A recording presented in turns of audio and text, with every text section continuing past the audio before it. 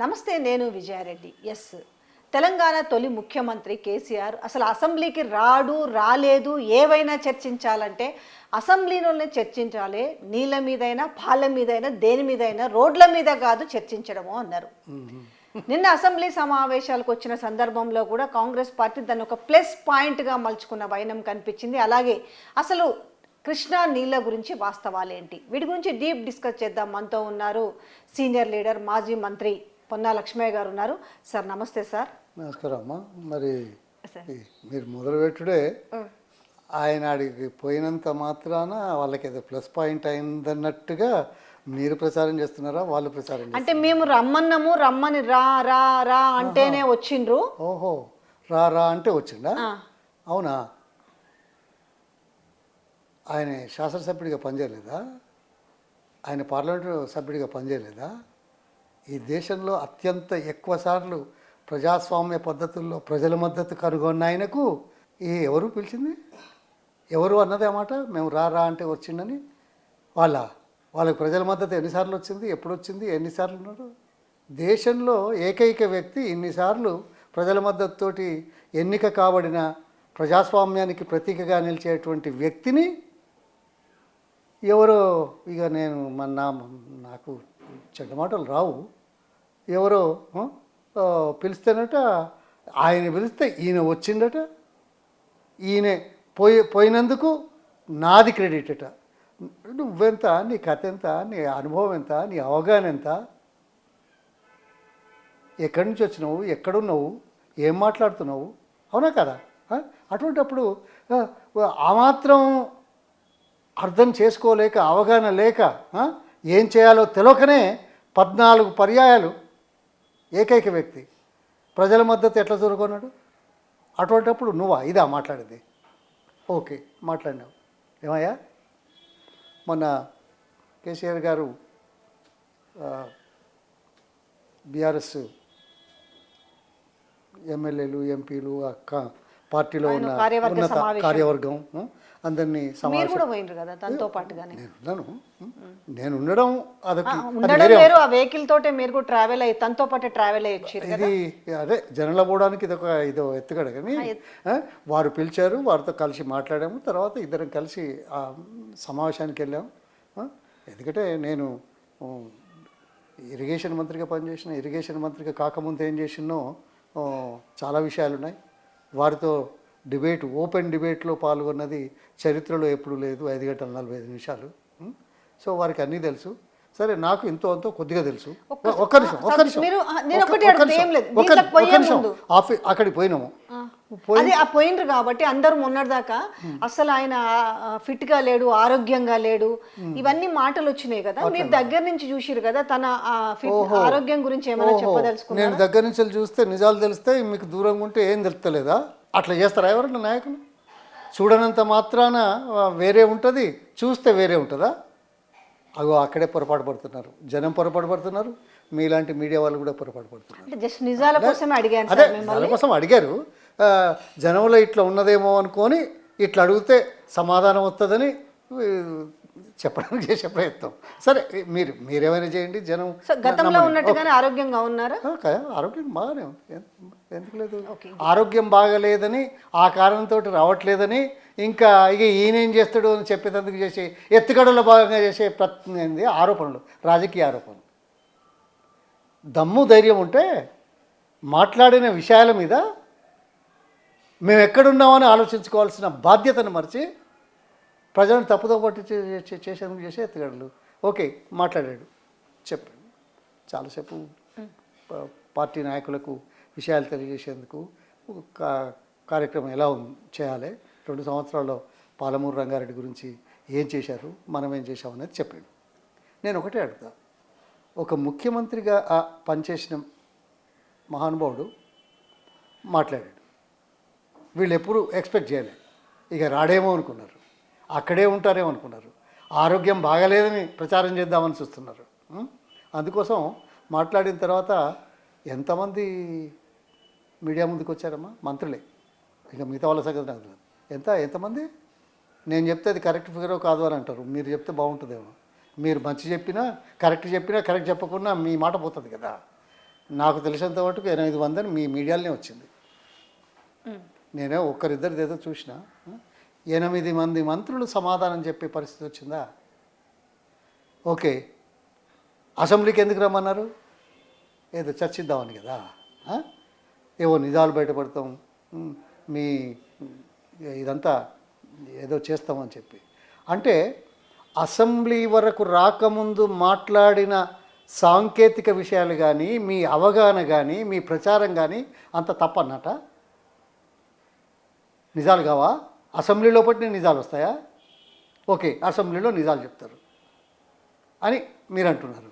అంటే ఇప్పటిదాకా చెప్పిందంతా అబద్ధం అని ప్రజలు అనుకోవాలని నాలాంటి వాడు కూడా అనుకోవాలా? చెప్పమ్మా.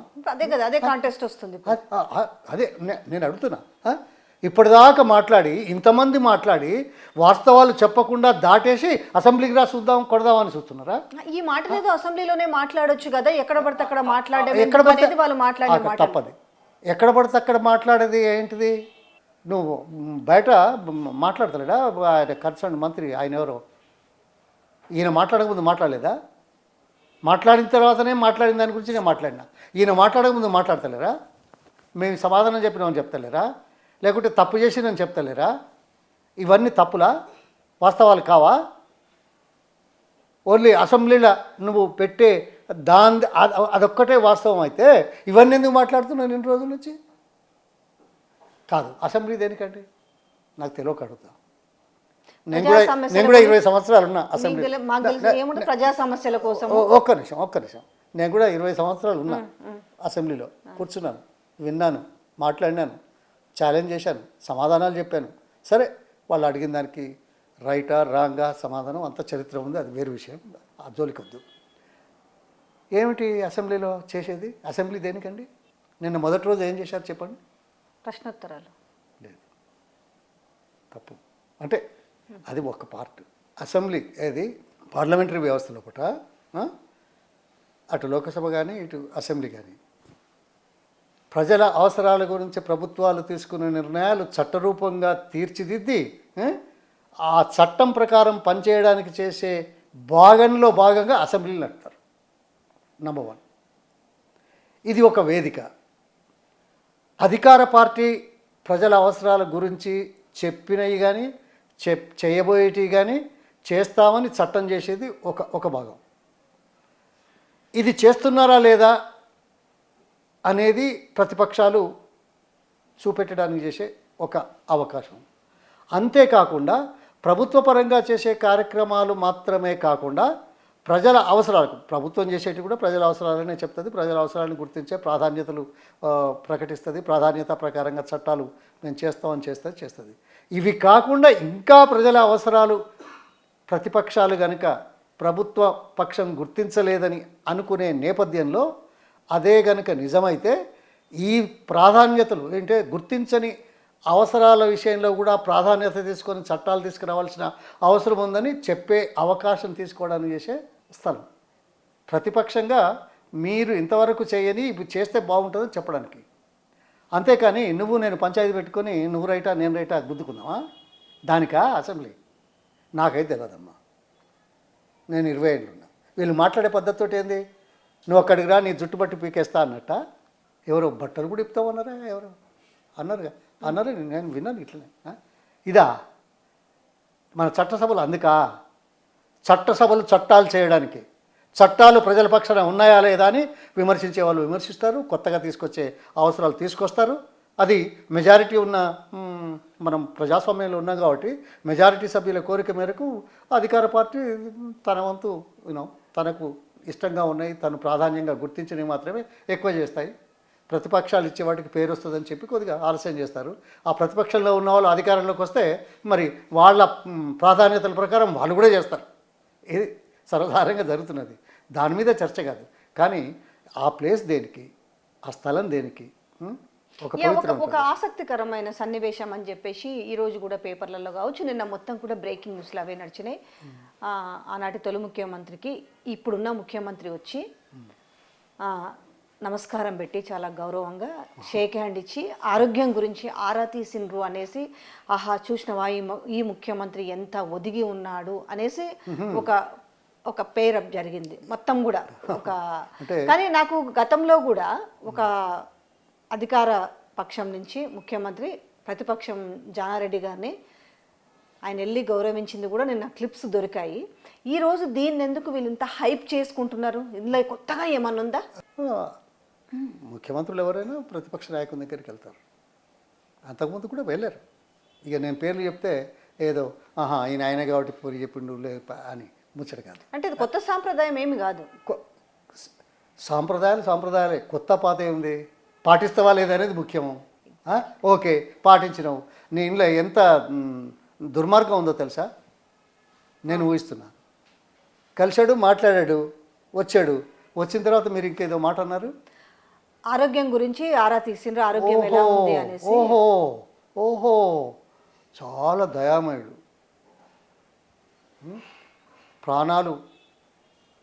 ప్రాణానికి ఏం కాకుండా ఉండాలని ఆలోచన చేయగలిగినవాడు, చేస్తున్నవాడని ప్రచారం చేసుకోవడానికి ఆరోగ్యం బాగుందా? ఏం మనిషివయా? ఆరోగ్యం బాగోలేకపోతుందా? ఎవరైనా ఆరోగ్యం బాగుందా అని అడిగాడో లేదో నాకు తెలియదు, నాకు వినబడలేదు. కానీ ప్రచారం చేయడంలో దీని ఉద్దేశం దురుద్దేశం కదా కాదా? ఈ ఉద్దేశం దురుద్దేశం కాదా?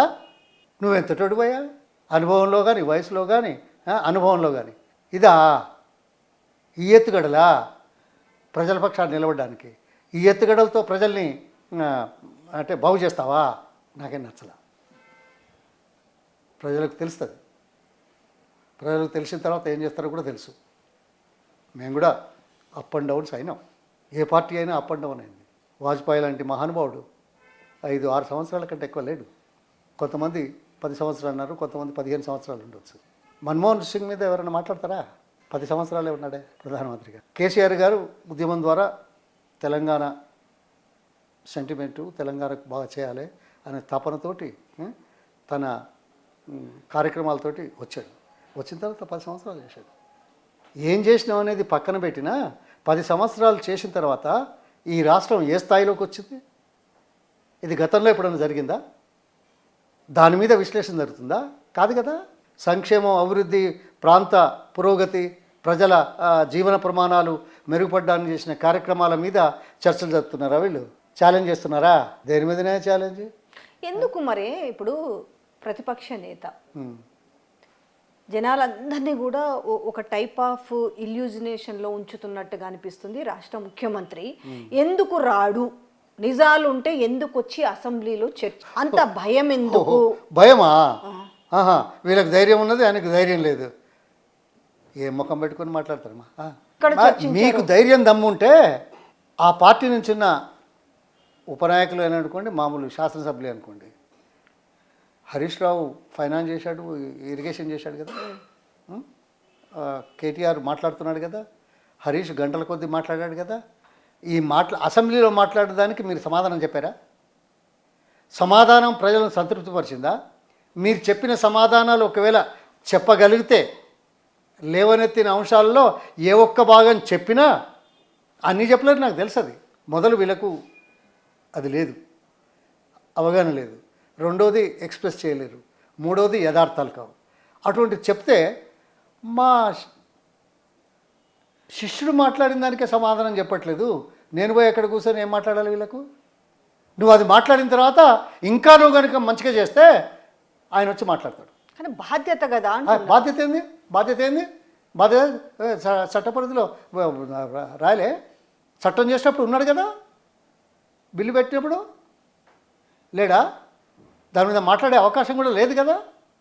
మాట్లాడారా ఎవరైనా? ఏవైతే చట్టాలు చేస్తామని పెట్టారో ఏదో 4-5 పెట్టారు కదా బిల్స్, దాని మీద మాట్లాడే అవకాశం కూడా లేదు కదా. ఆ జీవోలు ఇదివరకే ఇచ్చారు, ఇప్పుడు బిల్లు పెట్టారు, రేపు అయిపోయింది, పాస్ అయింది అంటారు.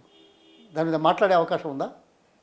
లేనప్పుడు మొన్న కూర్చొని కార్యవర్గ సమావేశంలో కేసీఆర్ గారు ఈ నీళ్ళ గురించి, నీళ్ళ దోపిడీ గురించి, నీళ్ళకి ఎట్లా అన్యాయం జరుగుతుంది కృష్ణా జిల్లాల విషయంలో డిస్కస్ చేసి నేను 3 బహిరంగ సభలు పెడతానని చెప్పిండు.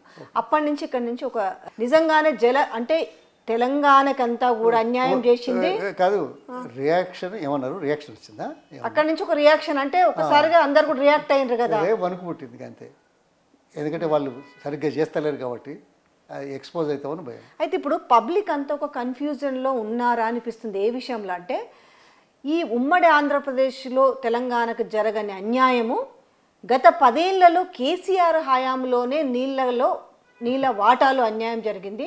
కేవలం 299 టీఎంసీలో ఏదో ఉంది కదా, సో దానికే కట్టుబడి సంతకం చేసిను అంటారు. అసలు వాట్ ఈజ్ వాట్ అన్నది ఇప్పుడు కావాలి. ఎవరిది ఇందులో? వీళ్ళు చెప్తుంది కరెక్టా, వాళ్ళు చెప్తుంది కరెక్టా? అది కాదమ్మా, తెలంగాణ అవసరాల మీద న్యాయపరంగా రావాల్సిన అంశాల మీద ఏమన్నారు వీళ్ళు? మాట్లాడిన వాళ్ళు ఎవరు? రేవంత్ రెడ్డి, ఆ ఉత్తమ్ కుమార్ రెడ్డి వాళ్ళేనా? ఒక్క నిమిషం. జూపల్లి కృష్ణారావు మంత్రి. అదే వీళ్ళు ఉద్యమ సమయంలో తెలంగాణ కావాలన్నప్పుడు ఎక్కడున్నారు, ఏం మాట్లాడారు? ఒక్క నిమిషం. ఎన్నడన్నా రేవంత్ రెడ్డి ఏ పార్టీలో ఉన్నాడు? ఆ పార్టీ నిర్ణయం ఏం చేసుకున్నది? తెలంగాణ అవసరాల మీద ఆ తెలుగుదేశం పార్టీ నాయకుడు ముఖ్యమంత్రికి కానీ ప్రతిపక్ష నేతకు కానీ తెలంగాణ అవసరాల మీద చర్చించి చేస్తాను అన్నాడా ఎప్పుడన్నా? ఈయన ఉత్తమ్ కుమార్ రెడ్డి, మేమంతా రాజీనామా చేయడానికి సిద్ధమైనాం. ఆయన బార్డర్లో ఉన్నాడు, ఎక్కడున్నాడో తెలియదు, కానీ ఆయన ఉన్న తెలంగాణ విషయంలో ఎప్పుడైనా ఎన్నడైనా చేశాడా? మేము 1955లో బడిగట్ట కొట్టి బజార్లోకి వచ్చి విశాలాంధ్ర వద్దు, తెలంగాణ వద్దు, ఇడ్లీ సాంబార్ గోపాక్ అని నినాదాలు చేసినాం. మాతో వచ్చి రాలే.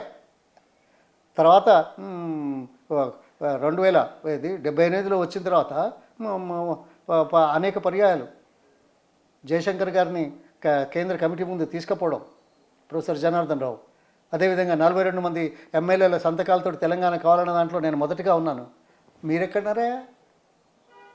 మీరెక్కడున్నారు? తెలంగాణ అవసరం ఉంది ఎప్పుడైనా మాట్లాడారా?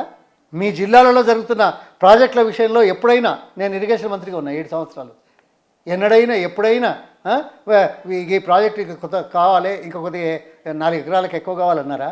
వీళ్ళ పరిజ్ఞానం ఎట్లున్నది అంటే, ఎవరో ఇద్దరికి ప్రాజెక్టుల పేర్లు పెట్టిండ్రు వచ్చినాక ఈ 2 ఏళ్ళలో. ఈ ప్రాజెక్టుల పేర్లు పెట్టిన వాళ్ళ చరిత్ర దీంట్లో గూగుల్లో చూస్తే ఎప్పుడన్నా నీళ్ళ గురించి, వాళ్ళ ఊరి చెరువు గురించి మాట్లాడినా మాట్లాడుతున్నావు ఇలా. వాళ్ళ ఊళ్ళో చెరువు బాగా చేయలేకుండా వాళ్ళ నియోజకవర్గంలో, వాళ్ళ జిల్లాలో నీటిపారుదల ప్రాజెక్టులు జలయజ్ఞంలో చేపడుతూ ఉంటే ఏ ఒక్కరోజు కానీ సమీక్షించకుండా, అడగకుండా, తెలుసుకోకుండా, ఇంకా కావాలని కోరకుండా ఉన్న నేపథ్యంలో మహబూబ్నగర్లో కల్వకుర్తికి ఎప్పుడో మహానుభావుడు నమ్మించేందుకు తెలుగుదేశం నాయకుడు పునాది వేస్తే 2004 వరకు మొదలు కాలేదే, 2014 వరకు కొంత అయిపోతే తర్వాత మిగతాది అయిపోయింది. ఇప్పుడు 6 లక్షల ఎకరాలకు వస్తుంది.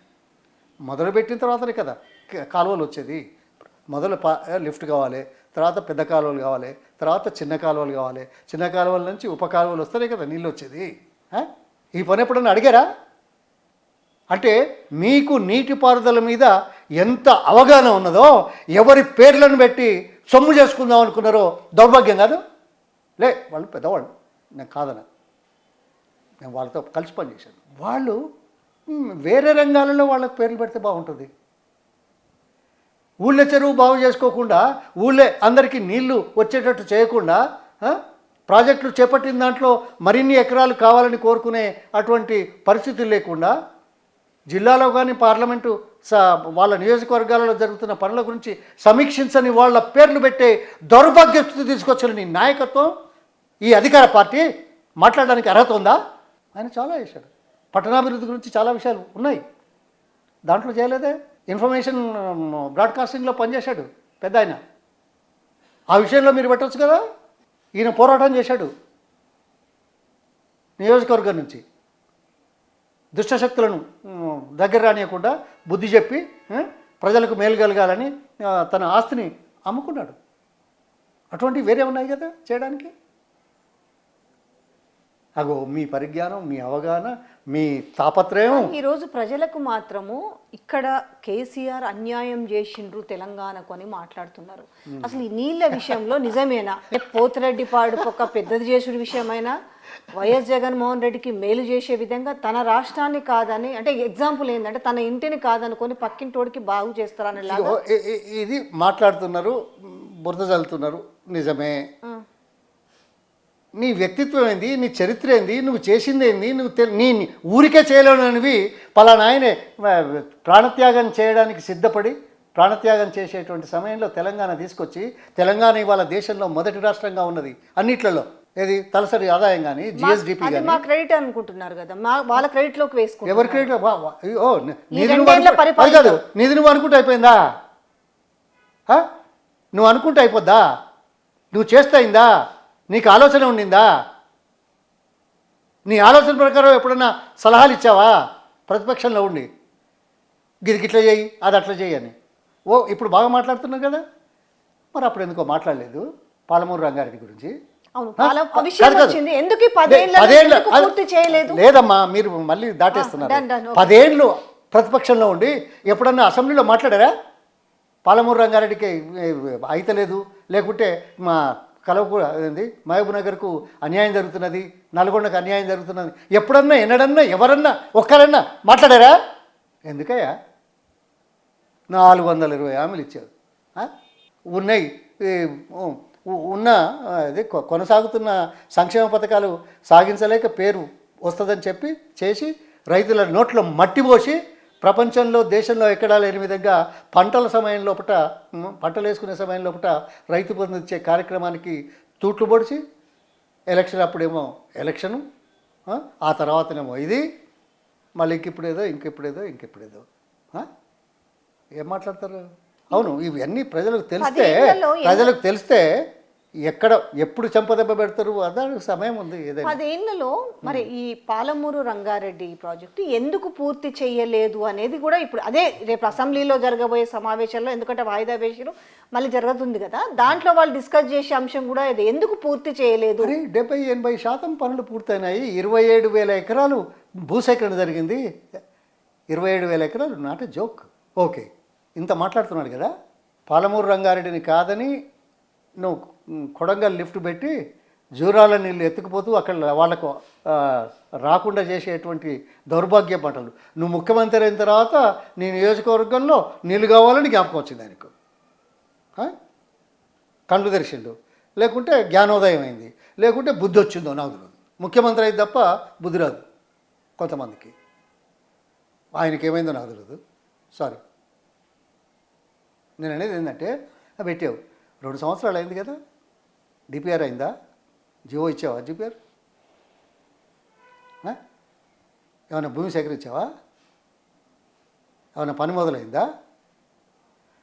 ఆలోచన అయిన 2 సంవత్సరాల వరకు కూడా ఏది కానటువంటి పరిస్థితుల్లో మొత్తం 10-12 లక్షల ఎకరాలకు కదా మనం ఏదో మొత్తం అనుకున్నది Palamuru Rangareddy. Whatever it is, facts are there. నేను తక్కువ చెప్పినా ఎక్కువ చెప్పినా పొరపాటు చేసినా యథార్థాలు అయితే మారాయి కదా. అటువంటిది ఇంత పెద్ద ప్రాజెక్టు, ఇంత ఏరియా నుంచి, తర్వాత కృష్ణానది నీళ్లను వాడుకోవడానికి చేసే హక్కును చిరస్థాయిగా ఉంచుకునే నేపథ్యంలో చేసే కార్యక్రమం మొదలుపెట్టి అధికారంలోకి వచ్చిన మొదటి కొద్ది నెలల లోపట్నే ఈ పని ప్రారంభించడం లేదా? ఇట్ బికమ్స్ రైట్ కదా. మీరు ఎప్పుడన్నా చేశారా? మీరు ఎప్పుడన్నా అడిగారా? ఈ 2 సంవత్సరాల తర్వాత పనులు అయితే లేవని కేసీఆర్ గారు, బీఆర్ఎస్ పార్టీ నాయకులు అందరూ ఒక ఉద్యమంలాగా చేపడతామంటే ఇప్పుడు గుర్తుకొచ్చింది. అధికారంలో రాకముందు ఎప్పుడైనా మాట్లాడారా? ఈ 2 సంవత్సరాల్లో పని జరుగుతులేదని చెప్తే మీకు చెంపదెబ్బలాగుందా? అన్యాయం చేసిన మాట వాస్తవమా? ఎందుకు పదే వాళ్ళు అదే మాటని ఉమ్మడి ఆంధ్రప్రదేశ్లో జరిగిన అన్యాయము, అవును కేసీఆర్ ప్రభుత్వంలో అన్యాయం జరిగింది, ఇవాళ నీకు కళ్ళు తెరిచినావు అది అన్యాయం చేసిండని. ఈ అన్యాయం చేస్తున్నామనే మాట 10 ఏళ్ళలో ఎప్పుడు మాట్లాడలేదే? దీనికే సమాధానం చెప్తాడు. 10 ఏళ్ళలో ఎప్పుడన్నా మాట్లాడినావా ఈ మాట? ఇవాళ నువ్వు మాట్లాడుతున్నావు. 10 ఏళ్ళలో ఏం చేసినావో మేము చెప్తాం, ఏం జరిగిందో చూడాల్సింది, ప్రజలకు తెలియజేస్తాం. అందుకే మీటింగ్లు పెడుతున్నారు, చెప్తున్నారు. 299 టీఎంసీకే సంతకం పెట్టేశారు, అదే ఆ పాయింట్ దగ్గరే ఆగుతుంది అన్నట్టు. ఇగో సాంకేతిక విషయాలను ముందర పెట్టి మాకేదో బాగా తెలుసని 8 మంది మంత్రులు, తర్వాత ఈయనే మీడియా మీటింగ్ ముందుకు వచ్చి సమాచారం లేదు మళ్ళీ మాట్లాడతా అనుకునే దౌర్భాగ్యపు నాయకత్వ లక్షణాలు కలిగిన ప్రభుత్వం లోపట అసలు తెలుసా? తెలంగాణ ఏర్పడే నాటికి కృష్ణానదిలో నీళ్లు ఏ ప్రాజెక్టులకు ఎన్ని ఇచ్చారో తెలుసా? కృష్ణా డెల్టా 180 టీఎంసీలు, అవునా కదా? నాగార్జున సాగర్ కుడి కాలువ 100% ఆంధ్రాకే 130 పాయింట్ సంథింగ్ టీఎంసీలు. ఎడమ కాలువకు అదో 135 ఉంటే మళ్ళీ అక్కడ కృష్ణా డిస్ట్రిక్ట్కి పోయేది పోతే మనకి 80-75 ఉంది. ఆ లెక్కలు ఉన్నాయి. అంటే ప్రతిదానికి నికర జలాలను వాడుకునే రీతిలో గతంలో పట్టినే ట్రిబ్యునల్స్ ప్రభుత్వాలు నిర్ణయాలు తీసుకున్న వాస్తవాలు తెలకు మాట్లాడుతున్నారా మీరు? ఇవాళ కొత్తగా అడిగాడు ఆయనే. అవును, తెలంగాణకు 299 వస్తున్నాయి. ఉమ్మడి రాష్ట్రం లోపల తెలంగాణకు 299 ప్రాజెక్టులకు 299 ఎంతో ఉన్నాయి. మిగతా 500 పైసలకు ఆంధ్రకు పోతున్నాయి. తెలంగాణ ఏర్పడింది కాబట్టి ఇలా 3 అంశాలు. మీకు తెలియలేదు, నాకు కోపం వస్తున్నది. నేను కూడా పార్టీలు ఉండొచ్చిన. నేను ఏమంటున్నా అంటే తెలంగాణ ఏర్పడ్డప్పుడు ఇలా 3 గతంలో ఎప్పుడో మొదలుపెట్టిన ప్రాజెక్టులు కాబట్టి నీళ్ళు ఇవ్వాలనేది ఒక పద్ధతి, చారిత్రక సత్యం. దాన్ని కట్ చేయకూడదు, నోటిబుక్క తీయకూడదు. ఇది దేశంలో జరుగుతున్నది, అంతటా జరుగుతున్నది. ప్రభుత్వాలు తీసుకునే నిర్ణయాలు దీనికి కట్టుబడి ఉంటాయి. ఏర్పడిన తర్వాత ఒకటేమో మా అవసరాలు తీర్చడానికి నీళ్లు పూర్తి స్థాయిలో రావట్లేదు, ఇంకా మేము ప్రాజెక్టులు చేపట్టాలి, బీడు భూములు ఎక్కువగా ఉన్నాయి అనేది ఒకటి. రెండవది, మాకు ఇవి భూమి పైన ఉంది కాబట్టి, ఎత్తు మీద ఉంది కాబట్టి గ్రావిటీ ద్వారా సహజంగా వచ్చే నీళ్లు రాలేవు, ఎత్తిపోసుకోవాలి.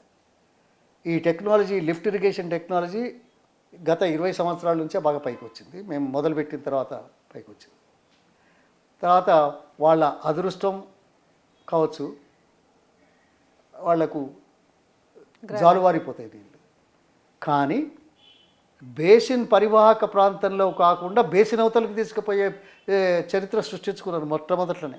అప్పుడెప్పుడు అంటే మన అవసరాలు కాకుండా ఇతర బేసిన్ అవసరాలకు నీళ్లు వాడుకునే నేపథ్యంలో మీకు 500 పైచీలకు ఉన్నాయి. అవి దాన్ని మార్చే ప్రసక్తి లేదు. కానీ కొత్తగా నీళ్ళు ఇచ్చే దాంట్లో మాత్రం తెలంగాణకు ప్రాముఖ్యత ఇవ్వాలనేది గట్టి వాదన, సమంజసం. ప్రభుత్వాలు, తర్వాత న్యాయస్థానాలు, అదేవిధంగా ట్రిబ్యునల్స్ కూడా ఒప్పుకుంటాయి. ఆ విషయంలో మనకు 299 ఉన్నాయి. తెలంగాణ ఏర్పడదు కదా, ఇప్పటిదిప్పుడు ఈ ప్రాజెక్టులలో కట్ చేసి ఇవ్వలేము, ఎవరికి ఇవ్వలేము. అందుకోసం దీన్ని మళ్ళీ ఆలోచించాలి. ఆలోచించి నీటి లభ్యతను 75% నుంచి 60% చేస్తే ఇంకా ఎక్కువ ఉంటాయి అనేది వచ్చినప్పుడు పరిశీలించవచ్చు అని అదొక అంశాన్ని పెట్టుకొని బ్రజేష్ కుమార్ ట్రిబ్యునల్ చేస్తున్న నేపథ్యంలో మొట్టమొదటగా ఎవరయ్యా మాట్లాడింది? సుప్రీంకోర్టుకి ఎందుకు పోయిండు కేసీఆర్ గారు? తెలంగాణ అవసరాలను శాశ్వత ప్రాతిపదికన తెలంగాణ ఏర్పడిన తర్వాత హక్కును పరిరక్షించుకోవడానికి చేసే ప్రయత్నంలో భాగంగా చేశారు. ఎవరైనా కాంగ్రెస్లో ఉన్నవాళ్ళు అసెంబ్లీలో మాట్లాడారా? 2014లో కానీ 2015లో కానీ? అంటే ఇప్పటికి కూడా వాళ్ళు ఇంకా ప్రిపేర్ కావాలనే దాంట్లోనే ఉంటున్నారు. కానీ మాటలు మాత్రం పెద్దగా ఉన్నాయి. ఏదైనా సబ్జెక్ట్ విషయానికి వస్తే ప్రిపేర్ అయ్యి వస్తారు. అయితే మాట్లాడారు. మాట్లాడిన తర్వాత ఏంటి? సుప్రీంకోర్టు కేంద్ర ప్రభుత్వాన్ని అడిగింది, ఇదేందయ్యా వాళ్ళు అడుగుతున్నారు మీరేం సమాధానం లేదు అని. అడిగితే ఏమైంది? మేము ట్రిబ్యునల్ ఏర్పాటు చేస్తాం, ట్రిబ్యునల్కు రెఫర్ చేయాలా అని. ట్రిబ్యునల్కు రెఫర్ చేయడానికి కానీ, కొత్త ట్రిబ్యునల్ వేయడానికి కానీ సుప్రీంకోర్టులో తీసేయమని కోరే దౌర్భాగ్య పరిస్థితి కేంద్ర ప్రభుత్వానికి వచ్చింది. ఆ మాట అంటే సుప్రీంకోర్టు నుంచి అది తీసేసి ట్రిబ్యునల్ ముందు అదే వాదన పెట్టాం. బేసిన్ లోపట, బేసిన్ అవతల ఇన్ని నీళ్ళు అన్ని నీళ్ళు తెలంగాణకు న్యాయం జరగాలి అనే దాని మీద. దానికోసమే పాలమూరు రంగారెడ్డి అందులో ఒక భాగం. కాళేశ్వరం దేనికోసం? గోదావరి నీళ్ళలో మనం మొదలుపెట్టిన సంగతి ప్రపంచానికి తెలవాలి, దేశానికి తెలవాలి, ట్రిబ్యునల్కి తెలవాలి, కోర్టులకు తెలవాలి. మనం డబ్బులు ఖర్చు పెడుతున్నాం, మన హక్కును కాపాడుకుందాం అనే ఉద్దేశంతో మొదలుపెట్టింది. ఎన్ని నీళ్ళు ఇచ్చామనేది తర్వాత విషయం. ఇప్పుడు చాలా మాట్లాడతారు ఏదో 10 ఏళ్ళు అయింది ఇది చేయలేదు గది చేసిండని. ఏమైనా సిగ్గుండాలా? నాగార్జున సాగర్ ఎప్పుడు ఫౌండేషన్ వేసిండ్రు, ఎప్పుడు నీళ్ళు వచ్చినాయి? చివరి ఆయకట్టుకు ఎప్పుడు నీళ్ళు వచ్చినాయి తెలుసా? నాగార్జున సాగర్ 55 సంవత్సరాల తర్వాత వచ్చినాయి. అది కూడా మోడర్నైజేషన్ చేస్తే, ఆధునీకరిస్తే, ప్రపంచ బ్యాంకు పోయి అతి తక్కువ ఇంట్రెస్ట్కు లోన్ తీసుకొచ్చి ఆధునీకరణ చేస్తే ఆ చివరి ఆయకట్టుకు నీళ్లు నాగార్జున సాగర్లో 50-60 సంవత్సరాల తర్వాత. ఒక్క నిమిషం. శ్రీరామ్ సాగర్ 74లో ఫౌండేషన్ వేశారు. ఇక్కడికి ఎప్పుడు వచ్చినాయి నీళ్ళు? ఎల్ఎండికి ఎల్ఎండి దాటి వరంగల్ బార్డర్ వరకు ఎప్పుడు వచ్చాయి? సెకండ్ ఫేజ్లో. తర్వాత సెకండ్ ఫేజ్కు నీళ్లు ఎప్పుడు ఇవ్వగలిగినాం? ఇంకా కొంత ఎకరాలకు ఇవ్వాలి. ఇది చారిత్రక సత్యం కదా. అయితే ఇక్కడ నాకు ఒక డౌటు, వీళ్ళు ముందు 3 ప్రాజెక్టులు, ఒకటి పాలమూరు రంగారెడ్డిది, ఒకటి రెండోది కాళేశ్వరం విషయంలో ఫెయిల్యూర్ గురించి మాట్లాడతారు, మూడోది ఎస్ఎల్బిసి. ఇప్పుడు వీళ్ళు మేము త్వరితగతిన ఎస్ఎల్బిసి పూర్తి చేస్తామని చెప్తారు. నిజంగానే ఇప్పుడు 3 ఇయర్స్లో ఎస్ఎల్బిసి పూర్తి చేస్తారా? ఇప్పుడు ఏది కొడంగల్ లిఫ్ట్ ఇరిగేషన్ దాన్ని పూర్తి చేస్తారా? అంటే ఏంది అసలు? అంటే కళ్ళ ముందు ఉన్నా కూడా చెయ్యలేదు అనే ఒక అపవాదును వేస్తున్నట్టు కనిపించట్లేదు. ఇప్పుడు మీకు ఎస్ఎల్బిసి కూడా అంతే కదా. ఎస్ఎల్బిసి గురించి అసెంబ్లీలో కూడా ప్రస్తావించారు అప్పుడు ముఖ్యమంత్రి కేసీఆర్. కానీ ఇవన్నీ కూడా చేసి మొత్తం ఏవి పూర్తి చేయకుండా మొత్తం అక్కడ వదిలేసిపోయినరు అనే కాన్సెప్ట్ తీసుకొచ్చి అజంప్షన్ వాళ్ళ ముందర పెడుతున్నారు. అది వాస్తవాలు అయితే నేను అది కాదు. ఎస్ఎల్బిసి నిజంగా సీరియస్గా తలుచుకుంటా కాకపోతుండేనా? ఎస్ఎల్బిసి ప్రపంచంలో మొట్టమొదటిసారి అంత పెద్ద డయామీటర్ తోటి ఆలోచన చేసి పునాదులు వేసి వర్క్ ఇచ్చాం. 2007 చేసాం. నేను ఆ కంపెనీకి కూడా వెళ్ళొచ్చాను అమెరికాలో, క్లీవ్లాండ్లో. అది వేరు, రాబిన్సన్ కంపెనీ. అది పాయింట్ కాదు. అత్యంత ఆధునిక సాంకేతిక పరిజ్ఞానాన్ని వాడుతున్నప్పటికి కూడా ఆలస్యం జరుగుతున్నది. ఆలస్యం కాకుండా ఉండడానికి చేసే పద్ధతులను ఎప్పటికప్పుడు సమీక్షించి చేయాల్సిన పని. తర్వాత 10 ఏళ్లలో దాదాపు 12 కిలోమీటర్ల సొరంగ మార్గం, ఇక్కడ కొంత అక్కడ కొంత, ఫేజ్ 1 మొదటి దశ ముందు నుంచి, తర్వాత వెనక భాగం నుంచి వచ్చేది కూడా చేసినారు. అది వస్తే మనకు గ్రావిటీ ధర అవుతుంది, కొద్దిగా బెటర్ ఉంటుంది అని.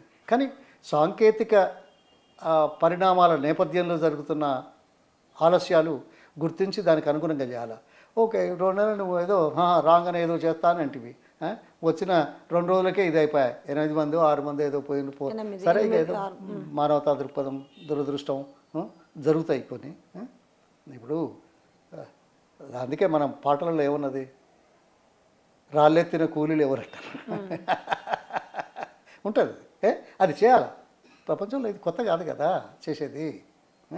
లిఫ్ట్ ఇరిగేషనే కొత్త టెక్నాలజీతోటి తీసుకొస్తున్నాం.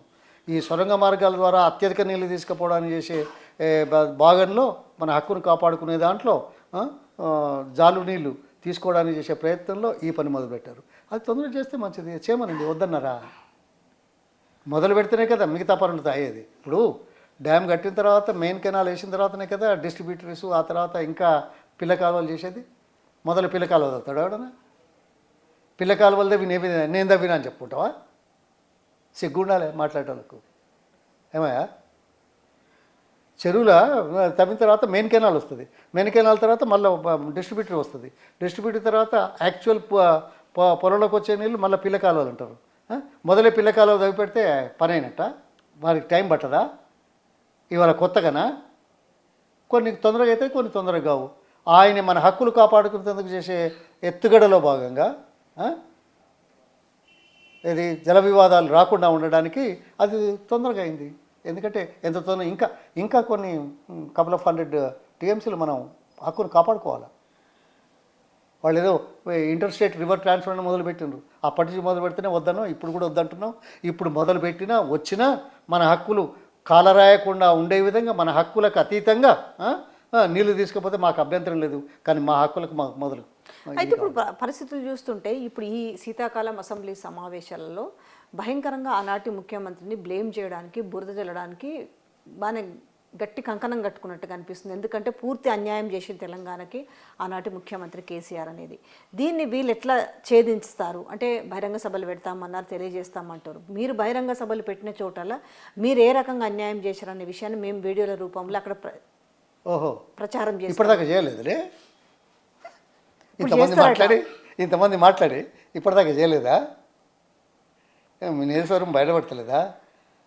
అసెంబ్లీకి రమ్మన్నప్పుడే మీ అవగాహన లేకుండా మాట్లాడుతున్నారు అనుకోవచ్చా వీళ్ళు? ఇప్పుడు వస్తారు, మాట్లాడతారు. ఏమున్నది, రాజకీయాలు మాట్లాడడానికి ఏమున్నది? రాజకీయాలు ఉన్నది అందుకే కదా. ఒకసారి అధికారం వచ్చిందంటే మళ్ళీ 5 సంవత్సరాల తర్వాత కదా. ఈ లోపల ఏమైనా మాట్లాడచ్చు కదా. మంచి చేయొచ్చు, మంచిని మంచిగా అంటే నష్టం జరుగుతున్నదని చెప్పే వాళ్ళ మీద బురద చల్లడానికి చేసే ఎత్తుగడలు కూడా అధికారంలో ఉండి చేసేది మామూలే కదా, ప్రజలు గుర్తిస్తారు కదా.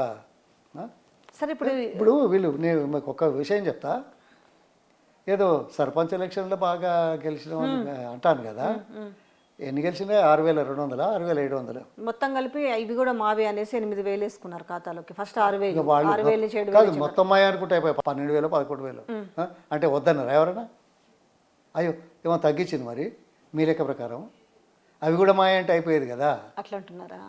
కాదా లేలే, అసలు కలుపుకున్నారు. అసలు విషయానికి వస్తా. ఇవి రాజకీయ పార్టీలకు అతీతంగా జరిగేవి.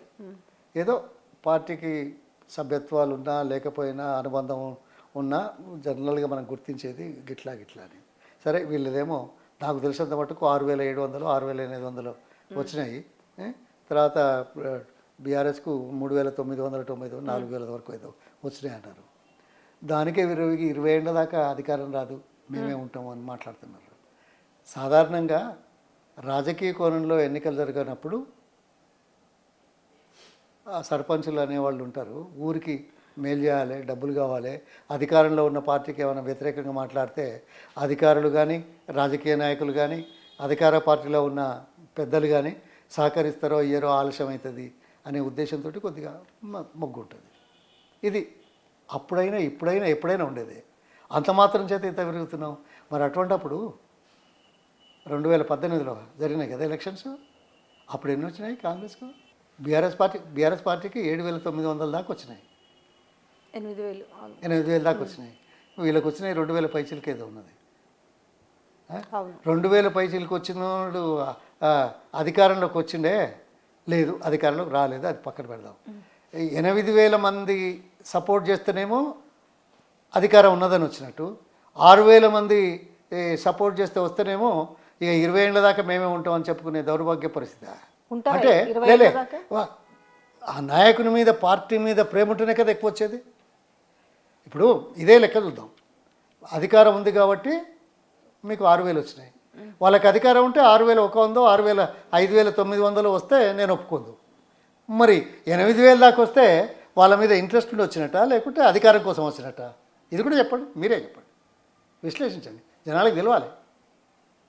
అగో ఈ అసంబద్ధపు మాటలతోటి కాలయాపన చేసుకుంటా జనాన్ని మోసం చేసి, అంటే మాటలతో మభ్యపెడుతూ ఉంటే ప్రజలు కూడా నిజంగా ఏదో జరుగుతుందనేసి ఒక పాజిటివిటీ ధోరణితో ఉండే అవకాశం ఉంటుందా? ఒకవైపు యూరియా కష్టాలు ఇంకా లేదు, కనీసం లైన్లో దొరకని యూరియా యాప్లో దొరుకుతుంది అనేసి ఒక యాప్ పెట్టడం జరిగింది. ఇప్పుడు చూస్తే రైతు భరోసాకు వస్తే శాటిలైట్ చిత్రాలన్నీ తీసి క్రోడీకరించి పంట ఎవరు వేశారు ఎవరు వేయలేదని చెప్పి రైతు భరోసా ఇస్తామంటుంది. ఇలా సాంకేతికతను వాడి మరింత మేలు చేద్దాం అనే దాంట్లో ఎవరికి అబ్జెక్షన్ ఉండదు. అది ఎప్పుడు చేయాలి? ప్రజలకు రైతులకు నష్టం రాకుండా ఉండే విధంగా ఉంచి సాంకేతికతను అభివృద్ధిపరచండి. ఈ సాంకేతికతతో రైతులకు కానీ ప్రజలకు కానీ కష్టాలు నష్టాలు వచ్చే విధంగా ఉంటే సాంకేతికత ఆలస్యంగా మొదలుపెట్టవచ్చు కదా, లేకుంటే అవసరానికంటే ముందే చాలా ముందుగానే చేయొచ్చు కదా. ఇప్పుడు యూరియా పంటలు వేసేటప్పుడు ఆ టైంలో ఎప్పుడు వేస్తారో, పంటలు వేసినాక నెల రోజులకి వేస్తారా, 15 రోజులకి వేస్తారా, నెల 15 రోజులకి వేస్తారా, నేనేం ఇది కాదు. మరి మిగతా రోజులలో ఏం చేసినాం? అది అవసరం ఉన్న సమయం కంటే ముందుగా సాంకేతికతను ముందుకు తీసుకొచ్చేసి మొత్తం సిస్టమ్ బాగుంది అనిపించేట్టు చేస్తే బాగుంటుందా? వాళ్ళని ఇబ్బందులు పెట్టుకుంటే చేస్తే ఏం లాభం? పంట నష్టపోతారు కదా. వాళ్ళని ఇబ్బందులు పెట్టుకుంటా రైతు బంధు ఇవ్వకపోతే ఎట్లా? మీరే చెప్పండి. ఏం తేల్చొచ్చు ఈ అసెంబ్లీ సమావేశాల వల్ల పై చేయి సాధించే అవకాశం ఉందంటారా? అబద్ధాలతోటి నేను చెప్పే అంశం. మళ్ళీ పై చేయి అంటారు, పై చేయలేదు, తొండ చేయలేదు, ఎడమ చేయలేదు, ఏదో ఊసిపోక మాట్లాడి మేము ఏదో అసెంబ్లీ మాట్లాడినా. కొన్ని మరి అసెంబ్లీలో మాట్లాడి ఇప్పుడు 500 పైగా టీఎంసీల నీళ్ళు సాధిస్తారా వాటాన్ని? ఇప్పుడు 50% కాదు.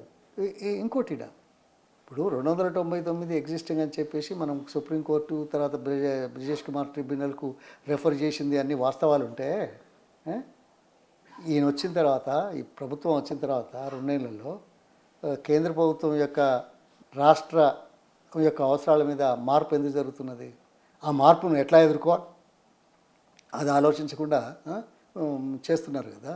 అందుకోసం సరే వాళ్ళు అంటున్నారు ఈ 45 ఆ 45 ఎట్లాగూ రావాలి, గోదావరి నీళ్ళు కృష్ణా డెల్టా పోతున్నాయి కాబట్టి మనకి ఇస్తామని 3 రాష్ట్రాల ఒప్పందం ఈ అగ్రిమెంట్ ఉంది నా దగ్గర కాదు. అది మొదటి ప్రయారిటీ తెలంగాణకి రావాలి. ఎందుకంటే తెలంగాణకు మొదలే నీళ్లు తక్కువ ఉన్నాయి కాబట్టి ఎగ్జిస్టింగ్ ప్రాజెక్టులలో ఇప్పుడు కొత్తగా వచ్చే అవకాశాలలో ప్రాధాన్యత తెలంగాణకి ఇచ్చి తెలంగాణ బేసిన అవసరాలు తీరిన తర్వాత ఇవ్వాలనే న్యాయబద్ధమైన వాదన ముందుకు తీసుకొచ్చింది మనం. దానికి వ్యతిరేకంగా 2 ఉత్తరాలు రాశారు కేంద్ర ప్రభుత్వం. వీళ్ళు అంతకుముందు రాస్తే 4వ రోజు కేసీఆర్ ప్రభుత్వం జవాబు ఇచ్చింది.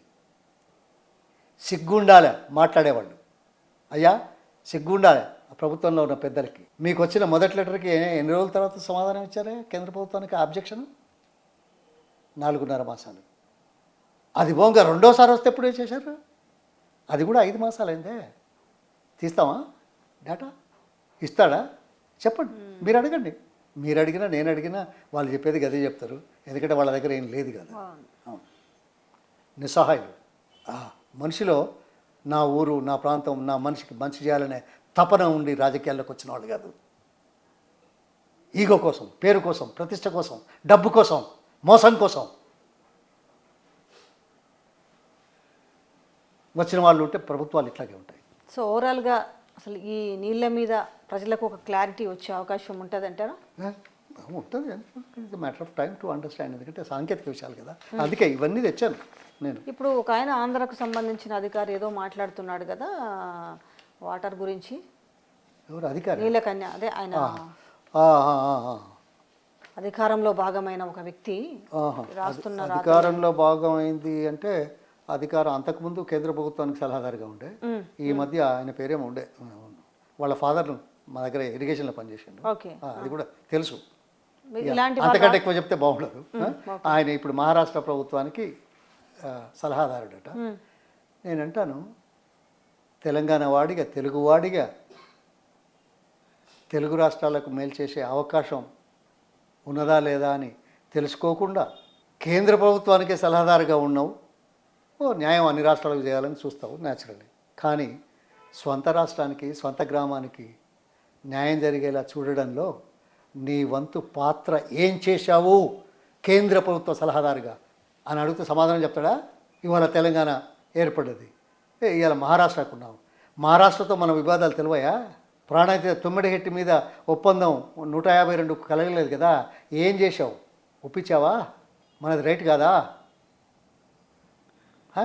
నువ్వు ఇవాళ మాట్లాడతావు, రాజకీయ కోణంలో మాట్లాడతావు, అవాస్తవాలకు అతీతంగా సలహాదారుగా చెప్పుకుంటూ దౌర్భాగ్యపు ప్రకటనలు చేసేటువంటి దురదృష్టమైన రోజుల్లో ఏమనాలి? Sorry, I become emotional. We are not doing our job right.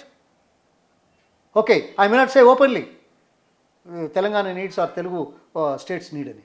ఎవరికైనా మాకేమైనా చెప్పావా? ఈ నాయకులకు గొప్పలుగా మాట్లాడే వాళ్ళకి ఎప్పుడైనా ఎన్నడైనా సలహా ఇచ్చావా?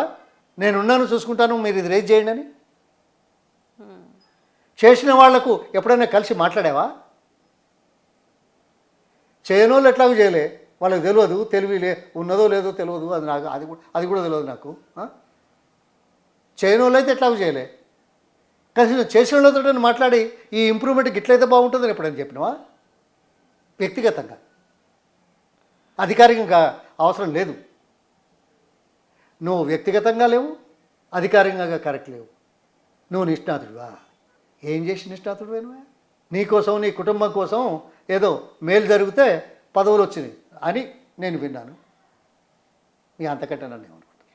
Okay, thank you so much sir, thank you.